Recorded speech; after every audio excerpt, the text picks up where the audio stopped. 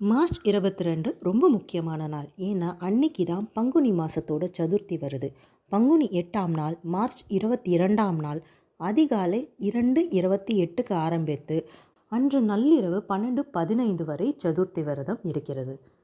நீங்கள் புதிதாக தொழில் தொடங்க போகிறீர்களா? வீடு மனை நிலம் வாங்க போகிறீர்களா? சதுர்த்தி நாள் ஒரு நல்ல நாள். எந்த ஒரு விஷயத்தையும் ஆரம்பிக்க விநாயகரை கும்பிட்டு பின் ஆரம்பிப்பது மிக மிகச் சிறப்பு. அதிலையும் வளர்பிறையில் வருகிற இந்த சதுர்த்தியானது எந்த ஒரு விஷயத்தையும் தொடங்குவதற்கு உங்களுக்கு நல்ல ஒரு அருளை தரும். அதுபோன்றே இப்போது பிள்ளைகள் படிப்பு விஷயத்திலும் புதிதாக சேரப்போகிற வகுப்பிற்கும் சேர்த்தே நீங்கள் பூஜை பண்ணலாம். நீங்கள் உபவாசம் இருந்தும் மாலை 6 மணிக்கு இந்த சதுர்த்தி விரதத்தை முடித்து நீங்கள் பூஜை பண்ணலாம்.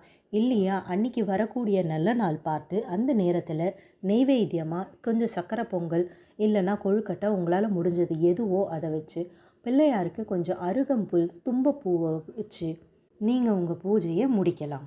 வீட்டில் பூஜை செய்ய முடியாதவங்க கூட கோயிலில் போய் அபிஷேகம் ஆராதனையில் கலந்து கொண்டு நீங்கள் இந்த சதுர்த்தி விரதத்தில் கலந்து விநாயகரை வழிபடலாம். இந்த நாளில் உங்களுக்கு தெரிஞ்ச விநாயகர் மந்திரம் இல்லை விநாயகர் பாடல்கள் இதெல்லாம் பாராயணம் பண்ணி விநாயகரோட அருளை பரிபூரணமாக பெறலாம். வாழ்க வளமுடன். நன்றி.